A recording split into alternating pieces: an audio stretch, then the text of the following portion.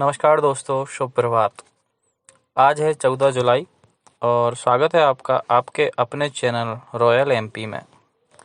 जैसा कि आपको पता है, आप इस चैनल पर सुनते हैं मध्य प्रदेश की सभी महत्वपूर्ण खबरें। तो आज की खबरों की शुरुआत करते हैं मुख्य समाचारों से। भारत में गूगल करेगा 75,000 करोड़ रुपए का निवेश। कंपनी के मुख्य कार्यकारी अधिकारी सुंदर पिचाई ने प्रधानमंत्री से बातचीत में दी जानकारी। प्रदेश में मंत्रियों को बांटे गए विभाग। भाजपा के वरिष्ठों को मिली अहम जिम्मेदारी। सिंधिया खेमे को भी दी गई तवज्जो। सीबीएसई की 12वीं के परीक्षा परिणाम घोषित। छात्राओं ने फिर किया बेहतर प्रदर्शन। राज्य में कोविड-19 के बढ़ते मरीजों के बीच अब तक 13,000 से ज़्यादा लोग स्वस्थ होकर घर लौटे। और सावन के दूसरे सोमवार पर सोशल डिस्टेंसिंग के साथ भक्तों ने शिवालयों में की पूजा। खबरों पे चलते हैं विस्तार से। गूगल के मुख्य कार्यकारी अधिकारी सुंदर पिचाई ने आज भारत के डिजिटलीकरण कोष के लिए अगले 5 से 7 सालों में 75,000 करोड़ रुपए के निवेश की घोषणा की है। गूगल फॉर इंडिया इवेंट के अवसर पर श्री सुंदर पिचाई ने कहा कि यह कदम भारत के भविष्य और उसकी डिजिटल अर्थव्यवस्था में कंपनी के विश्वास का प्रतीक है। उन्होंने कहा कि इन निवेशों का जोर भारत के डिजिटलीकरण के 4 प्रमुख क्षेत्रों पर रहेगा। इससे हर भारतीय के लिए स्वयं की भाषा में सस्ती और सुलभ जानकारी मिलेगी। भारत की अनूठी जरूरतों के लिए नए उत्पादों और सेवाओं का निर्माण होगा। डिजिटल परिवर्तन में लगे व्यवसायों को सशक्त बनाया जा सकेगा और शिक्षा और कृषि तथा स्वास्थ्य सेवा जैसे सामाजिक क्षेत्रों में प्रौद्योगिकी और कृत्रिम बुद्धिमत्ता का लाभ उठाया जा सकेगा। वहीं श्री सुंदर पिचाई ने वीडियो कॉन्फ्रेंसिंग के जरिए प्रधानमंत्री मोदी से भी चर्चा की। इस दौरान उन्होंने भारत में निवेश की योजनाओं के बारे में जानकारी दी। इस बातचीत में विशेष रूप से भारत के किसानों, युवाओं और उद्यमियों के जीवन को बदलने में प्रौद्योगिकी की शक्ति पर चर्चा की।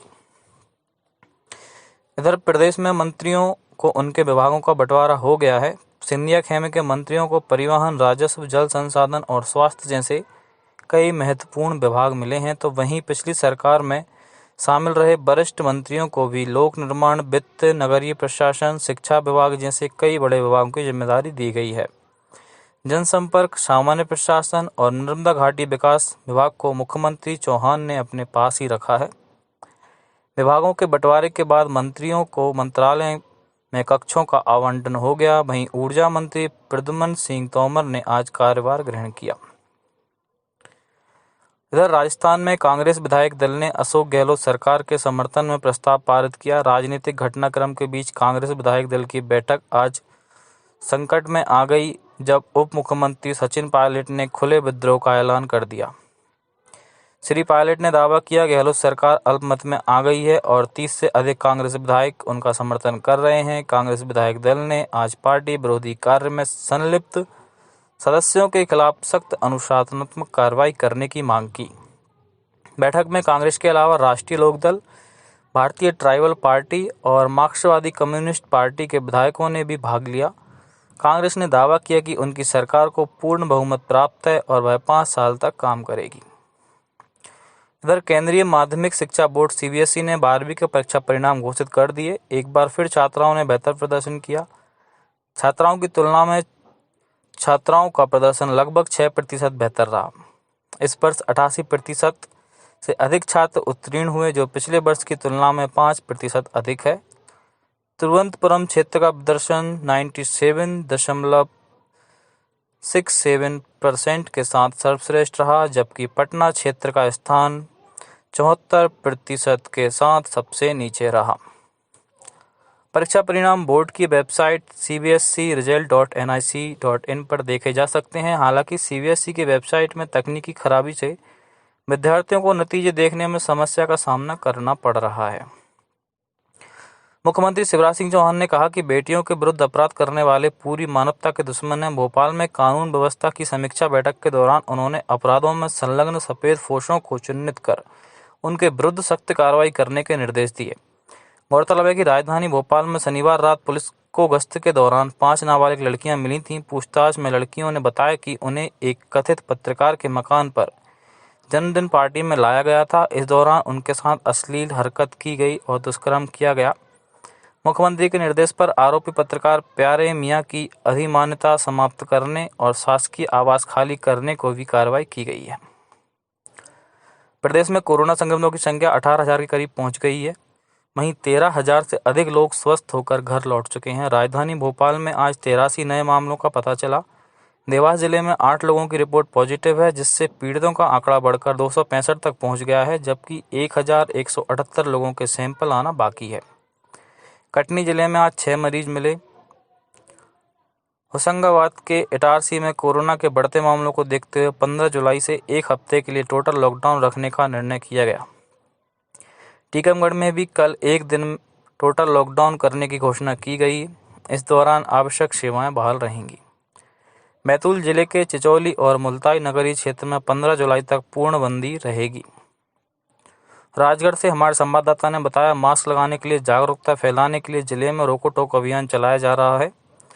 कलेक्टर ने आज इसको लेकर जन अभियान परिषद के सदस्यों के साथ समीक्षा बैठक की। सीहोर जिले में पिछले 24 घंटों के दौरान 9 नए मरीजों का पता चला है।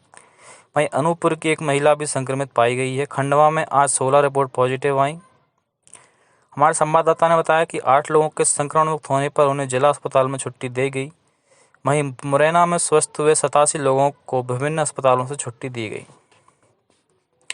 20 जुलाई से शुरू हो रहे विधानसभा सत्र के दौरान कोरोना से बचाव के लिए व्यापक सुरक्षा प्रबंध किए जाएंगे। संभागायुक्त कविंद्र कियावत ने विधानसभा में कोरोना से बचाव और सैनिटाइजेशन की तैयारी के संबंध में आज समीक्षा बैठक ली।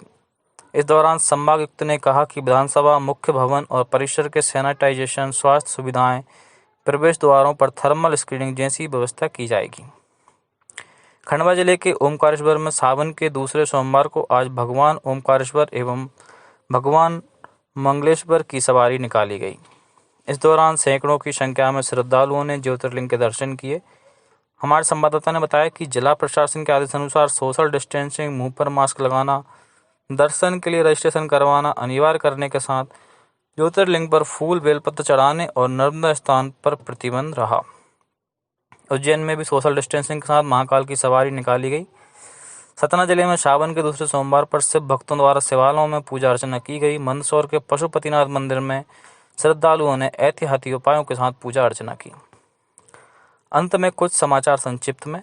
माध्यमिक शिक्षा मंडल द्वारा आयोजित हायर सेकेंडरी परीक्षा वर्ष 2020 की शेष परीक्षा में वंचित छात्रों की विशेष परीक्षा आयोजन 20 जुलाई तक MP ऑनलाइन के माध्यम से की जाएगी। गरीब रोजगार कल्याण अभियान के तहत शहडोल जिले के गांवों में स्वच्छता परिसर का निर्माण किया जाएगा। गुना जिले के कलेक्टर ने कोविड-19 में उत्कृष्ट कार्य करने वाले नगरीय निकाय के 3 कर्मचारियों को सम्मानित किया। और नोवेल कोरोना महामारी के मद्देनजर रायसेन की सांची विधानसभा उपचुनाव 2020 सुचारू रूप से संपन्न कराए जाने के संबंध में कलेक्टर और जिला निर्वाचन अधिकारी ने बैठक ली। आज के समाचारों में इतना ही। कल मिलते हैं। धन्यवाद।